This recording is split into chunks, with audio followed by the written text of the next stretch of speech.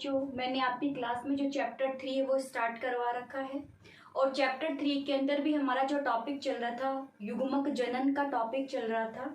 और युग्मक जनन के अंदर भी आप आज जो अध्ययन करेंगे वो है अंड जनन। अंड जनन की क्रिया। अंड जनन किसे कहते हैं? द्विगुणित अंड मात्र कोशिका से द्विगुणित अंड मात्र कोशिका से अगुणित अंडाणु का निर्माण होना। अगुणित अंडाणु का निर्माण होना क्या कहलाता है? अंड जनन की क्रिया कहलाता है।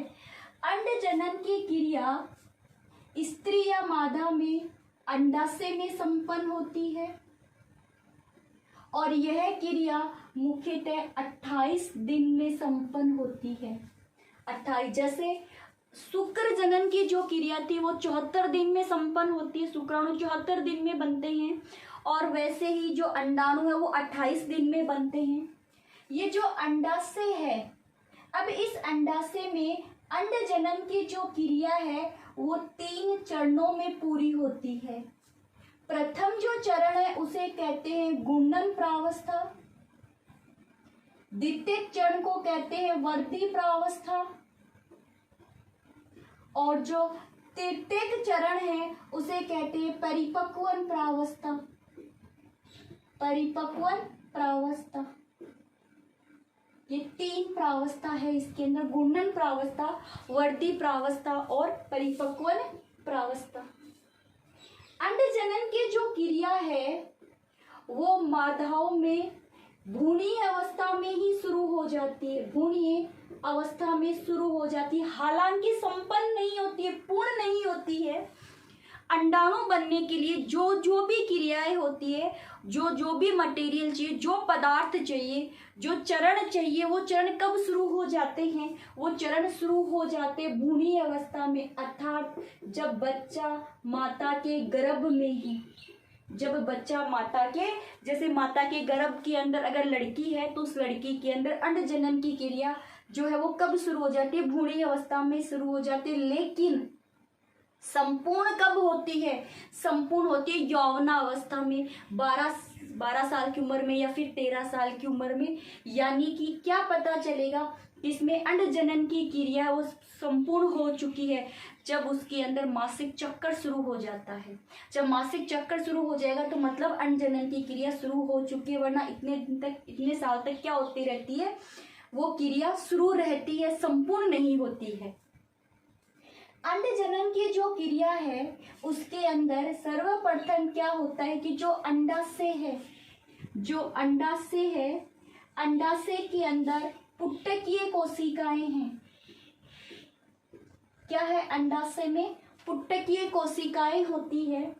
ये जो पुट्टकीय कोशिकाएं हैं इनमें से द्विगुणित कोशिकाएं कहते हैं, द्विगुणित है। और इन्हीं पुट्टकीय कोशिकाओं को अंडाणु मात्र कोशिका कहते हैं। अंडाशय के अंदर पुट्टकीय कोशिका बनी कहाँ से?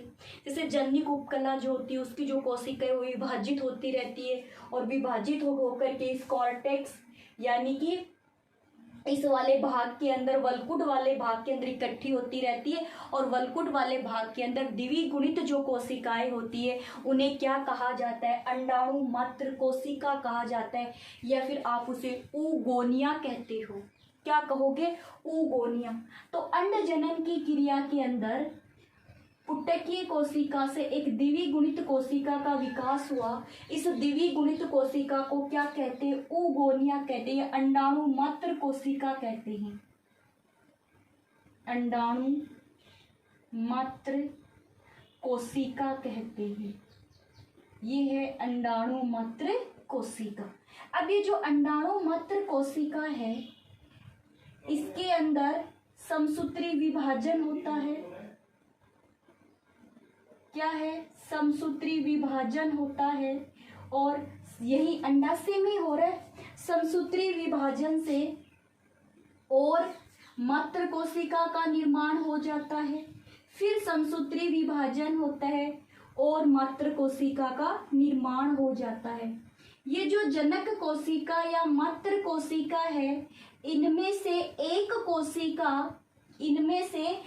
कोशिका अंड जनन की क्रिया में भाग लेती है और बाकी की जो oogonia है या अंडाणु मात्र कोशिका होती है वो पोषण प्रदान करने का कार्य करती है।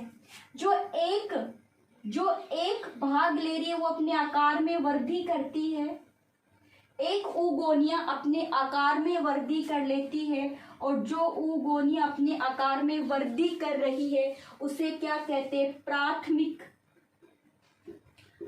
प्राथमिक oogonia, oocyte, प्राथमिक oocyte कहते हैं या प्राथमिक अंड कोशिका कहते हैं, अंड कोशिका कहते हैं। इसने अपने आकार में वृद्धि की, इसीलिए इस अवस्था का नाम क्या हो गया? वृद्धि अवस्था हो गया।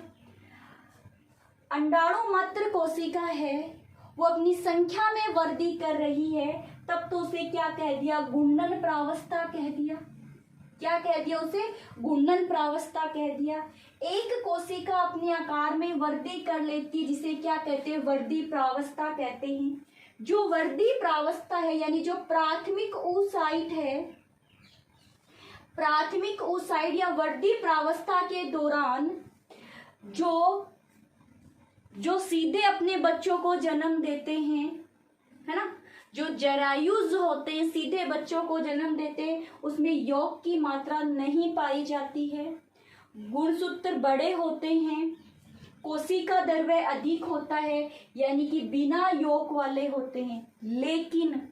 लेकिन जो अंडे देने वाले होते हैं, जैसे पक्षी वर्ग है वो अंडे देता है, तो वृद्धि प्रावस्था के दौरान यकृत में बना हुआ यौग प्राथमिक oocyte में आकर के इकट्ठा हो जाता है, जिसे वो कौन से होते हैं? यौग पीत वाले अंड कहलाते हैं और ह्यूमन जो मनुष्य उसका बिना पीत वाले अंड कहलाएंगे। यानी वृद्धि प्रावस्था किस प्रकार की होती है मनुष्य में? प्रीवेटेलोजीनेसिस, प्रीवेटेनोलोजीनेसिस इस प्रकार की होती है। यानी इसमें यौग नहीं बनता है, जिनमें यौग बनता है, पीत बनता है जिनके अंदर, वो होते हैं वेटेलोजीनेसिस टाइप के। यहाँ तक क्लियर है? जो प्राथमिक oocyte है, इस प्राथमिक oocyte में परिवर्तन होते हैं और प्राथमिक oocyte के अंदर यानी प्राथमिक अंड कोशिका के अंदर अर्धसूत्री विभाजन फर्स्ट होता है। अर्धसूत्री विभाजन फर्स्ट है। अर्धसूत्री विभाजन फर्स्ट के दौरान एक छोटी कोशिका बनती है और एक बड़ी कोशिका बनती है जो अगुणित है। एक छोटी कोशिका बनेगी और एक बड़ी कोशिका बनेगी। जो अगुणित बड़ी कोशिका बनी है, अगुणित बड़ी कोशिका बनी है, इसे द्वितीयक oocyte कहते हैं। द्वितीयक oocyte कहते हैं या द्वितीयक अंड कोशिका कहते हैं। अब जो द्वितीयक oocyte, हाँ, जो छोटी कोशिका बनी उसे ध्रुवीय कोशिका कहते हैं। ध्रुवीय कोशिका कहते हैं। अब ये जो बड़ी अगुणित अवस्था बनी है, जो बड़े आकार की अगुणित अवस्था है, इसमें अर्धसूत्री विभाजन द्वितीयक है। अर्धसूत्री विभाजन सेकंड होता है और यहाँ पर भी अर्धसूत्री विभाजन सेकंड होगा, जिससे एक बड़े आकार की कोशिका फिर बनेगी। इससे छोटी कोशिका बनी और ये जब छोटी है तो इसमें भी छोटी कोशिका ही बनेगी। और सभी की सभी कोशिका है कैसी? अगुणित है। अब जो ये यहाँ पर ये तो क्या बन गई? क्या बन गई? इसको तो बोल दो वापस से ध्रुवीय कोशिकाएं तीनों को ही। और ये फिर से क्या है? द्वितीयक oocyte कह दो या इसे अंडाणु कह दो। द्वितीयक oocyte कह दो या फिर इसे अंडाणु कह दो। अर्थात एक अंडाणु मात्र कोशिका से एक अंडाणु या द्वितीयक oocyte का निर्माण होता है, जबकि 3 ध्रुवीय कोशिका बनती है। तीनों ध्रुवीय कोशिका आगे जाकर के नष्ट हो जाती है। तो एक से कितनी बनी है, या फिर आपसे कह दे कि एक प्राथमिक oocyte से कितने अंडाणु बनते हैं, तो एक से एक ही बनता है। ध्यान रखना, एक से एक ही बनता है, जबकि स्पर्मेटोसाइट में कितने थे, अरे शुक्राणु मात्र कोशिका से 1 से 4 बन रहे थे, जबकि यहाँ 1 से कितने बनते हैं, एक ही बनते, 4 बनते, लेकिन 3 ही ध्रुवीय काय बनती ना जो नष्ट हो जाती है। तो अंडाणु तो एक ही बना, द्वितीयक oocyte जिसको अपन बोलते हैं। अब सुनो, अंडाशय के अंदर मादाकार में 2 अंडाशय होते, तो प्रत्येक अंडाशय के अंदर इनकी संख्या कितनी है, प्राथमिक oocyte की संख्या कितनी होती है, 60,000 से लेकर के 80,000 तक होती है। ये लो, प्राथमिक oocyte की संख्या 60,000 से लेकर के 80,000 तक बनती है इसके अंदर। मतलब अंडाणु बनते तो बहुत बनते हैं अंडाणु, लेकिन निषेचन एक का ही होता है, बाकी के नष्ट, कोई छोटे बनते, कोई बड़े बनते, कोई में कोशिका द्रव्य कम हो जाता है, कोई में गुणसूत्र कम आ जाते हैं, कुछ ना कुछ कमी रही जाती है। परफेक्ट कितना होता है, एक जो कहाँ तक जाता है, अंडवाहिनी तक जाता है। तो यहाँ देखो, यहाँ ये तो वर्दी प्रावस्था है ना, ये तो वर्दी प्रावस्था है, जो कौन से प्रकार की होती है, प्रीवेटेनोजेनेसिस प्रकार की होती है, यानी यौक नहीं बनता। ये तो हो गई वर्दी प्रावस्था, वर्दी प्रावस्था। और प्राथमिक से जब अर्धसूत्रीय विभाजन शुरू हो जाता है तो उसे कहते हैं परिपक्वन प्रावस्था, परिपक्वन प्रावस्था। अभी कुछ परिपक्वन प्रावस्था में अपन कुछ और भी अध्ययन करेंगे। ये अध्ययन हमने पहले भी किया था, कहाँ, अंडाशय की संरचना में। एक बार ये वापस से देख लो। पुटकीय कोशिका है, पुटकीय जो कोशिका है वो अंडाणु मात्र कोशिका का निर्माण करती है, जो द्विगुणित है ना, oogonia भी बोलते हैं इसको। यहाँ पर समसूत्री विभाजन से बहुत सारी मात्र कोशिका बनती है। इसमें से एक मात्र कोशिका अंड जनन की क्रिया में शामिल होती है, अपने आकार में वृद्धि करती है, ठीक है। उसे क्या कहते हैं, प्राथमिक oocyte कहते हैं, या प्राथमिक अंड कोशिका कहते हैं। प्राथमिक अंड मात्र कोशिका लगा लो साथ में, ये लो, या फिर प्राथमिक oocyte कहते हैं। ये जो प्राथमिक oocyte है, इसके अंदर मानव के अंदर ये वृद्धि प्रावस्था में शामिल है, जिसमें यौक नहीं पाया जाता, पीत नहीं पाया जाता, प्रीवेटेनोजेनेसिस कहलाता है। जो प्राथमिक oocyte है, इसमें अर्धसूत्री विभाजन फर्स्ट होता है, जिससे एक बड़े आकार की अगुणित कोशिका बनती है, एक छोटे आकार की अगुणित कोशिका बनती है। जो बड़े आकार की अगुणित कोशिका बनती है उसे द्वितीयक oocyte कहते हैं, और छोटे आकार की अगुणित कोशिका जो बनी है इसे ध्रुवीय कोशिका कहते हैं। इनमें फिर अर्धसूत्री विभाजन द्वितीयक होता है। अर्धसूत्री विभाजन द्वितीयक से एक बड़े आकार की कोशिका फिर बनती है, जिसे द्वितीयक oocyte या अंडाणु कहोगे। और फिर यहाँ पर एक छोटी कोशिका ये रही और 2 छोटी कोशिका ये रही, तो कुल कितनी होगी, 3 ध्रुवीयकाएं बनती है और एक अंडाणु का निर्माण हो।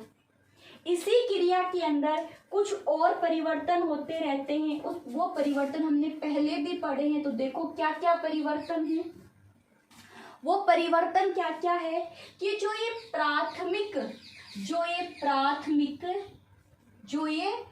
प्राथमिक oocyte है, इस प्राथमिक oocyte के चारों तरफ पुटकीय कोशिका इकट्ठी हो जाती है। ये जो यानी कि जो द्विगुणित अवस्था, इसके चारों तक पुटकीय अवस्था विकसित हो जाती है, इसे क्या कहते हैं, प्राथमिक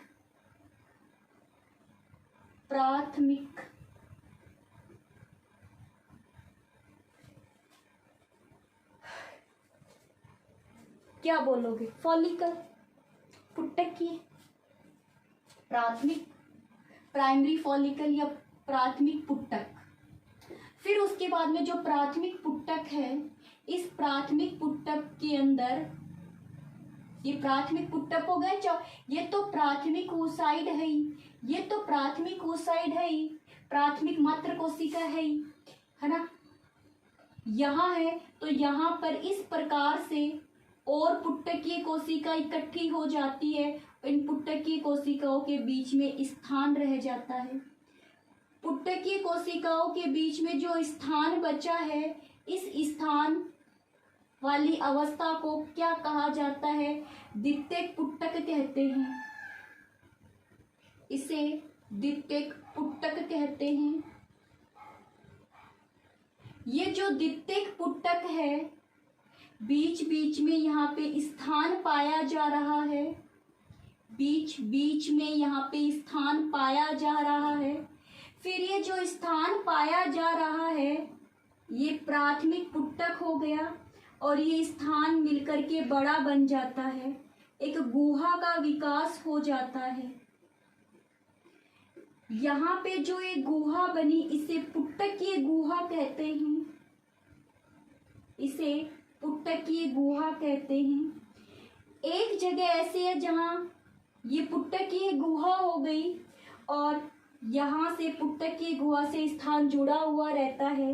अंडधर जिसे कहते हैं, अंडधर पुंज जिसे कहते हैं। ठीक है। अब ये जो प्राथमिक पुट्टक है, इस प्राथमिक पुट्टक में अर्धसूत्री विभाजन फर्स्ट होता है, जिसे क्या बनता है? द्वितीयक पुट्टक बनता है, जिसे द्वितीयक पुट्टक बनता है। और ये जो द्वितीयक पुट्टक बना और साथ ही साथ में क्या बनती है? ध्रुवीय कोशिका बनती है। फिर विभाजन होता है, 3 ध्रुवीय कोशिका बनती है और एक द्वितीयक oocyte बनता है। ये जो प्राथमिक oocyte था, प्राथमिक oocyte था, इससे क्या बन गया? द्वितीयक oocyte का निर्माण हो गया।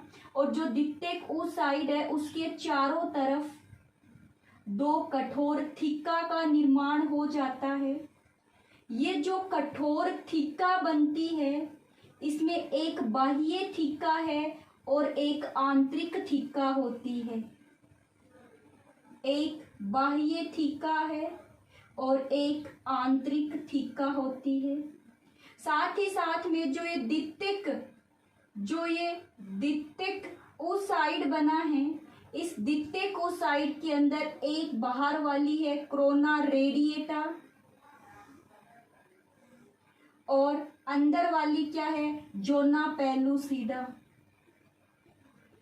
जोना पेलुसिडा यही है जिसे द्वितीयक oocyte कह दो, द्वितीयक oocyte कह दो या अंडाणु कह दो। और इस पूरी अवस्था को क्या कहा जाता है? ग्रेफियन पुट्टक कहा जाता है। अब ये जो ग्रेफियन पुट्टक है, ये अंडाशय से बाहर आ जाता है, जिसे अंडोसर्ग कहते हैं। जिसे क्या कहते हैं? अंडोसर्ग कहते हैं। और यही संपूर्ण क्रिया क्या कहलाती है? अंडजनन कहलाती है। तो ये बातें तो हमने पहले भी तो पढ़ी थी। और यही बातें कहाँ आती है? इस परिपक्वन प्रावस्था के अंदर आती है, जब प्राथमिक oocyte से द्वितीयक oocyte बन रहा है अर्धसूत्रीय विभाजन से। बात समझ में आ गई क्या? एक बार देख लो पूरा, एक बार पूरा देख लो। और ये क्रिया कितने दिन में संपन्न होती है? 28 दिन में संपन्न होती है। कहाँ हो रही है? अंडाशय में हो रही है। अंडाणु मात्र कोशिका द्विगुणित अवस्था में है। इसमें समसूत्री विभाजन से अपनी संख्या में वृद्धि करती है, जिसे गुणन प्रावस्था कहते हैं, जिसे गुणन प्रावस्था कहते हैं। इनमें से एकमात्र कोशिका अपने आकार में वृद्धि करती है, जिसे प्राथमिक oocyte कहते हैं। आकार में जो वृद्धि हुई, इस अवस्था को वर्धी प्रावस्था कहते हैं। वर्धी प्रावस्था थोड़ी लंबी चलने वाली प्रावस्था होती है, क्योंकि इस प्रावस्था के अंदर निषेचन के लिए जितना भी भोजन चाहिए वो भी तो इकट्ठा करना होता है। मानव के अंदर वर्धी प्रावस्था के अंदर जो प्राथमिक oocyte बना है, इस प्राथमिक oocyte द्विगुणित है, गुणसूत्र आकार में बड़े होते और कोशिका द्रव्य की मात्रा ज्यादा होती है, लेकिन इसमें पीत नहीं पाया जाता। इसीलिए ये प्रीवेटेलोजिनेसिस टाइप का होता है, प्रीवेटेलाइन टाइप का होता है, ये मान के चलो। फिर उसके बाद में जो प्राथमिक oocyte है, प्राथमिक oocyte के चारों तरफ पुट्टकीय कोशिकाएं इकट्ठी हो जाती है। जो पुट्टकीय कोशिकाएं इकट्ठी हुई से प्राथमिक पुट्टक कहते हैं। प्राथमिक पुट्टक से द्वितीयक पुट्टक का निर्माण होता है और बीच बीच में पुट्टकीय कोशिकाएं अनुपस्थित हो जाती है। फिर ये जो बीच बीच में पुट्टकीय कोशिकाएं अनुपस्थित हुई है, उनके द्वारा एक बड़ी गुहा का निर्माण किया जाता है जिसे पुट्टकीय गुहा कहते हैं। एक स्थान ऐसा है जहां पुट्टकीय गुहा नहीं पाई जाती, जिसे अंडधर पुंज कहा जाता है। ये अवस्था तृतीयक पुट्टक कहलाती है। तृतीयक पुट्टक के बाद में जो प्राथमिक oocyte है उसमें विभाजन हुआ, अगुणित अवस्था बन गई, द्वितीयक oocyte का निर्माण हो गया। द्वितीयक oocyte है जिसके चारों तरफ थीका पाई जा रही है, बाह्य थीका और आंतरिक थीका, जिसे ग्रेफियन पुट्टक कहते हैं। ग्रेफियन पुट्टक के अंदर जो द्वितीयक oocyte है उसमें क्रोना रेडिएटर, जोना पेलुसिडा नाम की भितियां बन जाती है, जिसे आप एक परिपक्व अंडाणु कहते हो। और ये परिपक्व अंडाणु फिर अंडाशय से बाहर आ जाता है, जिसे अंडोत्सर्ग कहते हैं। इस क्रिया में 28 दिन लगते हैं। 60,000 से 80,000 प्राथमिक oocytes होते तो बनते तो बहुत सारे हैं, लेकिन परिपक्व एक ही होता है, निषेचन स्थल तक एक ही पहुंचता है। बात समझ में आ गई यहाँ तक? तो ये थी अंड जनन की क्रिया। इस वीडियो को आप 2 बार देखोगे, बहुत आराम से, इतना तो हार्ड ही नहीं है। बस यही ध्यान में रखना कि प्राथमिक oocyte से जब असूत्रीय विभाजन फर्स्ट है तो एक बड़ी कोशिका बनती है अगुणित। अच्छा, अगुणित का मतलब क्या हुआ वो बताऊं ना। अगुणित का मतलब क्या हुआ, देखो ये द्विगुणित है, इसका मतलब 46 गुणसूत्र है। अब वो 46 गुणसूत्र कौन से हैं? 44 प्लस XX, ये है 46 गुणसूत्र। तो ये तो है द्विगुणित अवस्था। अगुणित अवस्था क्या बनी? 22 प्लस X ही तो बनेगी, 22 प्लस X ही बनेगी। वहां 22 प्लस X भी हो रही थी, 22 प्लस Y भी हो रही थी, क्योंकि यहाँ पे XY थे गुणसूत्र, इसीलिए। तो अंडाणु कैसा है? 22 प्लस X प्रकार का होता है, अगुणित होता है। ठीक है बच्चों, अब सुनो, अंड जनन की क्रिया के लिए कुछ हार्मोन जिम्मेवार होंगे, जैसे शुक्र जनन की क्रिया के लिए थे। तो इन सब की बातें अपन अगली वाली क्लास में करेंगे। आज की क्लास का टॉपिक यही है, अंड जनन किसे कहते हैं। और एग्जाम के अंदर ये जो लीनियर डायग्राम मैंने बनाया ना, ये यही पूछते, क्योंकि ये वाली क्रिया तो अपन कहाँ बता देते हैं, याद करो, ये बता देते अंडाशय की संरचना में ही कर देते ये वाली बातें। तो फिर वो पूछेगा तो क्या, केवल ये चार्ट पूछेगा, तो चार्ट आना चाहिए भैया आप सभी को, सीधी सी बात है। 2 नंबर का चार्ट पूछ सकता है एग्जाम में। तो ओके बच्चों, आज की क्लास हमारी इतनी थी। नेक्स्ट क्लास के अपन और बातें करेंगे। ओके बच्चों।